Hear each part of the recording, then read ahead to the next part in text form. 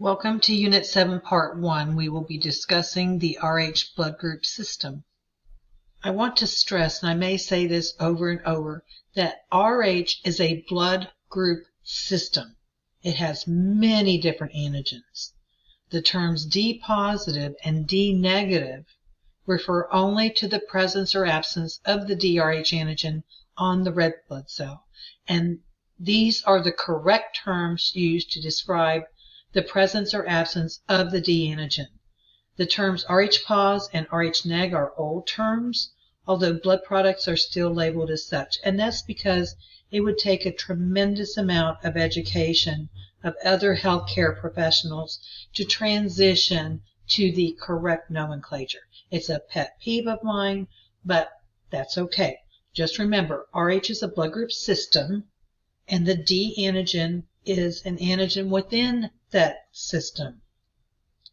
There are 4 additional common antigens, big C, big E, little e, and the major alleles are big D, big C, big E, little e. There are many variations and combinations of the 5 principal genes of the Rh system and their products, which are antigens that have been recognized. The Rh antigen and corresponding antibodies account for the majority of unexpected antibodies encountered in the transfusion service. And remember, an unexpected antibody is one other than anti-A or anti-B. Rh antibodies are stimulated as a result of transfusion or pregnancy. Therefore, they are immune. And remember, an immune antibody has the ability to cause hemolytic transfusion reactions and hemolytic disease of the fetus and newborn. I think the history of the discovery of all blood group antigens and antibodies is very interesting, but this one was a major development in transfusion medicine. A key observation by Levine and Stetson in 1939 that delivery of a stillborn fetus and an adverse reaction in the mother to a blood transfusion from the father were related. The syndrome in the fetus is now referred to as hemolytic disease of the fetus and newborn. This syndrome had complicated pregnancies for decades, causing severe jaundice and fetal death, also known as erythroblastosis fetalis. Erythroblastosis fetalis was linked with anti-Rh, anti-D by Levine in 1941. And what was really sad is that these women, they were D negative, they had a D positive child. That was the immunizing event. Usually the first child was born alive because this was a primary immune response. IgM cannot cross the placenta. But with each successive D positive baby, the antibody would get stronger and stronger to where there was no chance that these babies or fetuses would make it to delivery. The Rh system was identified by Landsteiner and Wiener in 1940. They immunized animals to the rhesus macaque monkey RBCs, and they used a variety of different animals. The antibody that was produced by these other animals agglutinated 100% of the rhesus monkey red cells and 85% of human red cells. This reactivity paralleled the reactivity of sera in women who delivered infants suffering from hemolytic disease. Later on, the antigen detected by the rhesus antibody and the human antibody were established to be dissimilar, but this system had already been named. So rhesus stands for the rhesus monkey. It was first used for immunization, and the antibody discovered reacted with 85% of human cells, which they thought was very similar to how an anti-D reacted. But again, it was discovered that unfortunately, even though these appeared to have the same statistics, the actual antibody was reacting with a different antigen. The clinical significance, it cannot be stated enough that the D antigen after A and B is the most important red cell antigen in transfusion practice. So individuals who lack the D antigen, they're D negative, do not have anti-D. It is not a naturally occurring antibody. The antibody is produced through actual exposure or immunization to the D antigen through either transfusion or pregnancy. The immunogenicity, the ability to provoke an immune response of D, is greater than that of all other red cell antigens studied. It has been reported that approximately 80% or more of D-negative individuals who receive a single unit of D-positive blood can be expected to develop immune anti-D. Testing for D is routinely performed, so D-negatives will be transfused with D-negatives. So again, I want to emphasize, in routine transfusion testing, that's why we don't do a reverse for anti-D, because the antigen provokes an immune response. So the antibody class would be IgG. And again, people who are D negative do not have anti-D in their serum or plasma. They must be exposed to that antigen, and then they must respond to the antigen as foreign and produce the antibody. Again, because of the antigenicity of this antigen, in the transfusion service, we routinely transfuse all D-negative individuals with D-negative blood. Inheritance and nomenclature. These reflect serologic observations and inheritance theories based on family studies. Because these are used interchangeably, it is necessary to understand the theories well enough to translate from one to the other. You need to learn to speak the language of blood bank. The nomenclature system includes Fisher-Race, Wiener, and Rosenfeld, which we'll talk about each one. The first inheritance and nomenclature we're going to talk about is Fisher-Race.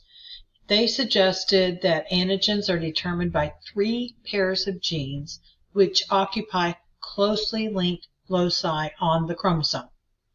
Each gene complex carries D or its absence, little d, big C or little c, big E or little e. Again, that will be one gene complex, and there's a gene complex on each chromosome. Each gene, except little d, which is an amorph, causes production of an antigen. The little d indicates the absence of D, and it's like a placeholder, just like H when we were talking about the H blood group system. The order of the loci on the gene appears to be DCE, but many authors prefer to use CDE to follow the alphabet. That's the simple explanation, you guys. So if you see it written in a textbook one way and then in another textbook another way, that's the reason. They are inherited from parents in linked fashion as haplotypes. Again, the gene little d is assumed to be present when D is absent. What Fisher-Race proposed was that there are 3 loci carrying the Rh genes which are so closely linked that they never separate but are passed from generation to generation as a unit or gene complex. So you're not going to inherit D and C or little e. You're going to inherit them as a single unit. Below, an offspring of the big D, little c, little e, little d, little c, little e individual will inherit either one group or the other from the parent. Never little d, big C, big E, little e, as this would indicate crossing over, which does not occur in the Rh system in man. So look at this graphic. So these represent the genetic alleles. And so again, you're not going to inherit big E and then little c and then little e. You're going to, because they're so closely linked, Fisher-Race stated that these would always be transmitted as a unit. And then they will code for the antigens present on the cells. With the exception of little d, each allelic gene controls the presence of their respective antigen on the red cell. The gene complex big D, big C, little e would cause the production of those antigens on the red cells. If the same gene complex were on both paired chromosomes, then only big D, big C, and little e would be present on the red cells. So again, if you inherit one unit from mom, one unit from dad, and if they're both the same, you're homozygous, so those would be the only antigens expressed. It makes sense. If one chromosome carried big D, big C, little e, and the other was big D, little c, big E, this would cause all 5 Rh antigens to be present on the red cells. Each antigen except little d is recognizable by testing red cells with specific antiserum. So just like you test the red cells with anti-A and anti-B, we also have anti-big C, anti-little c, and so on. Describing Wiener gets a little complicated, and if you spend some time with the information, it will make sense. Wiener postulated that there are 2 genes, one on each chromosome pair, that controls the entire expression of the Rh system. Each gene produces a structure on the red cell called an agglutinogen. Agglutinogen is another term for antigen. He postulated there were 8 major alleles, or antigens, or agglutinogens, which I'm not going to read the alphabet soup, but you can see those are the 8 that he postulated. Each agglutinogen has 3 factors, 3 antigens or epitopes. The 3 factors are the antigens expressed on the cell. For example, the agglutinogen RO. This indicates the presence of big D, little c, and little e on the red cell. That's all. That's all the antigens that this agglutinogen would code for. And if you see the HR prime and the HR double prime, that is really old terminology that's not used anymore, but I thought I'd just throw it in here to further confuse you. No, not to further confuse you, but you may see this in some textbooks. You may wonder what this is. So once again, I want to repeat what I just said. So there's 8 major alleles or agglutinogens, so RO, R1, R2, etc. Each of those agglutinogens has 3 factors or antigens, and the 3 factors are the antigens that are expressed on the cell. So for example, if you have a person who is RO, that means they have 3 Rh antigens that are big D, little c, and little e. Each agglutinogen can be identified by its parts or factors that react with specific antibodies, antiserums, typing serums. So this picture uses the old Wiener terminology, and what this picture illustrates is that the RHO gene, he postulated that the RHO gene coded for 3 agglutinogens, and that those 3 agglutinogens were then present on the cells. RHO is big D, HR prime is little c, and HR double prime is little e. So that was his. And remember, Fisher-Ray said, no, it's D plus the 2 other ones. In the transfusion service, the terminology or language we use is Wiener. And so you must be able to convert Fisher-Race to Wiener. It's just a much easier way to express the genes that are present. Big R equals big D. Little r equals no d or little d for, is how I use it, the placeholder. If you have a number 1 or a prime, a single prime, that is big C. So 1 prime or the number 1. If you have the number 2 or a double prime, 2 primes, that signals big E.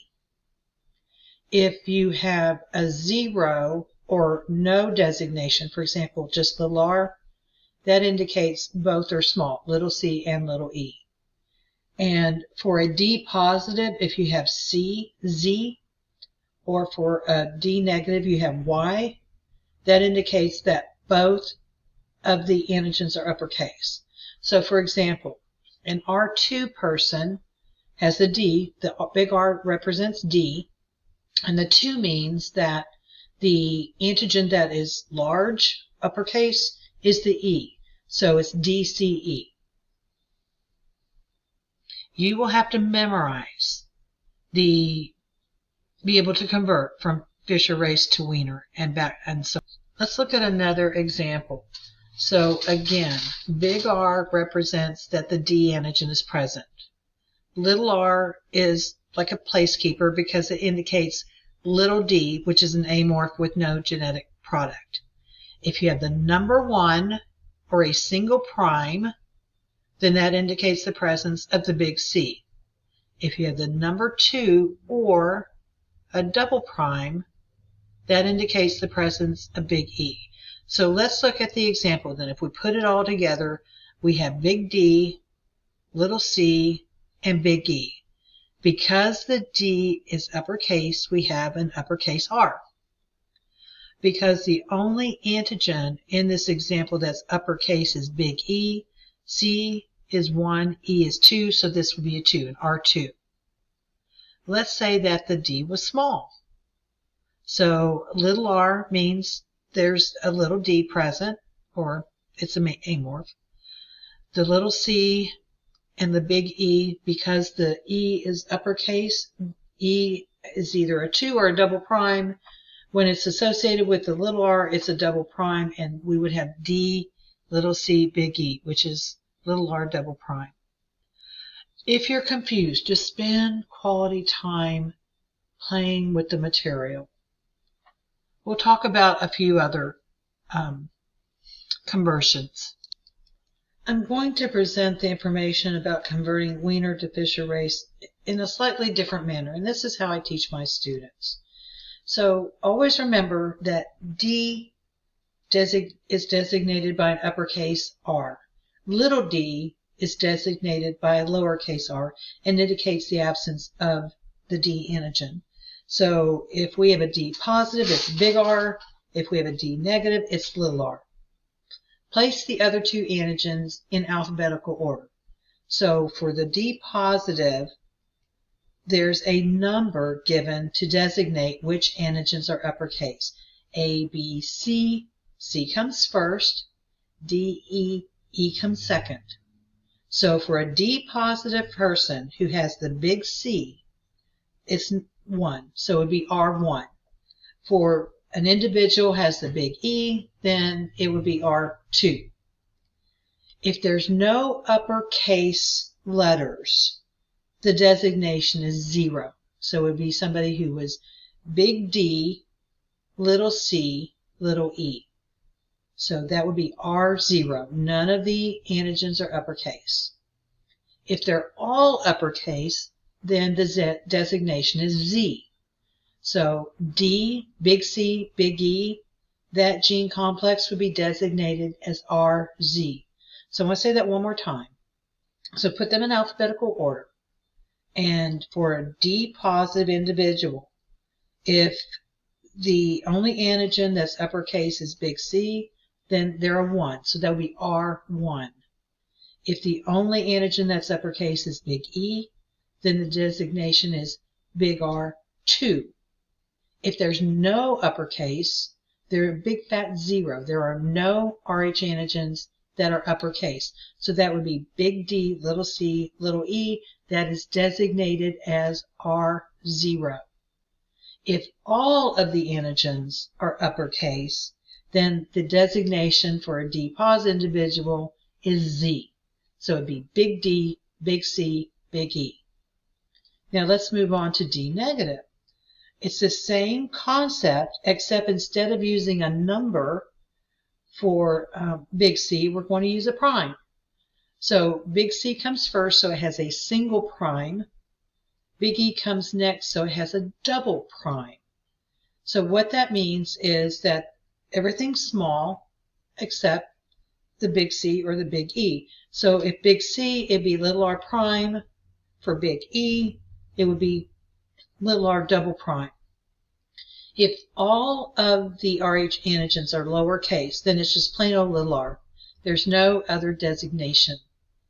If all of the Rh antigens are uppercase, then it's designated by Y. So it'd be little ry.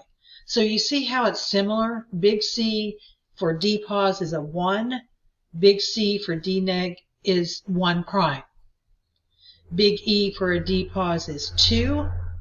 Big E for a D neg is double prime, 2 primes. No uppercase, we have 0, or if it's a little r, we don't put any designation with it, which is essentially the same as a 0. And then if they're all uppercase, for a D pos, the designation is Z, and for D negative, the designation is Y. I really want you to understand how to convert Wiener to Fisher-Brace, because you're going to need to do this, especially if you work for the transfusion service, for the rest of your life. So let's practice a little bit more. So again, Wiener postulated that there's 8 major alleles, and each allele coded for 3 antigens. So let's talk about D positive first. D positive for Fisher-Race is indicated by an uppercase R, big R. So the big C is positive and the little e is negative because big C is the only one that's positive, and it comes first in the alphabet between big C and big E. Then we designate it 1, R1. Moving to the next one, big E is the only uppercase that is indicated by a 2. And again, the big R indicates D, the 2 indicates big E. If they're all uppercase, it's indicated by a Z. If they're all lowercase except for the big D, it's big R0. It's a big fat 0 so far as the other antigens are concerned. There's none. Let's look at D negative. Remember, when there is no D, the designation is a little r, a small r. So same song, second verse, except we use different characters to indicate the presence of the different antigens. So if C is the only uppercase, it's little r prime. Now remember, for the D positive, it was a 1. For the D negative, it's a little r prime, 1 prime. In the second, there's little c, little d, big E. So that's going to be 2 primes. If they're all uppercase except the D, then it's little r Y. Whereas in the D positive, it was indicated by a Z. And then for all of them being small, then the designation is little r, which is equivalent to the R0. There's no uppercase antigens present. And because we all learn in different ways, this is just another illustration that might stick with you as to how the designations of naming and converting from Wiener to Fisher-Race is done. Wiener and Fisher-Race are the 2 theories which are the basis for the 2 notations currently used for the RH system. Immunohematologists use combinations of both systems when recording most probable genotypes. You must be able to convert a Fisher-Race notation into a Wiener shorthand. For example, big D, little c, little e, which is the Wiener, which then is converted to the Fisher-Race, which is R0. And given an individual's phenotype, you must be able to determine all of the probable genotypes and write them in both Fisher-Race and Wiener notations. R1 little r is the most common D positive genotype. Little r is the most common D negative genotype. You must know that. The next type of terminology we'll talk about is Rosenfeld. And in 1962, Rosenfeld proposed a nomenclature based only on serologic agglutination reactions, meaning positive or negative. The antigens are numbered in the order of their discovery and recognition as belonging to the RH system. No genetic assumptions are made. The phenotype of a given cell is expressed by the base symbol RH, followed by a colon, and a list of the numbers of the specific antisera used. If listed alone, the antigen is present. For example, RH1 means the D antigen is present. 1 is the designation for the big D. If listed with a minus, it means the antigen's not present. So if you look at antigen 1, the D antigen is present, so it's a positive number. -2, this person does not have the little c antigen. And number 3, they do possess the big E because it is a positive number. If the number is not listed, the antigen status was not determined. This adapts well to computer entry and is only used in research. So this gives you an example of genotypes for Wiener and Fisher race. But remember, Rosenfeld, it's not a genotype, it's a phenotype only. A positive number indicates whatever number that antigen represents is present. A negative number indicates or represents that antigen is not present.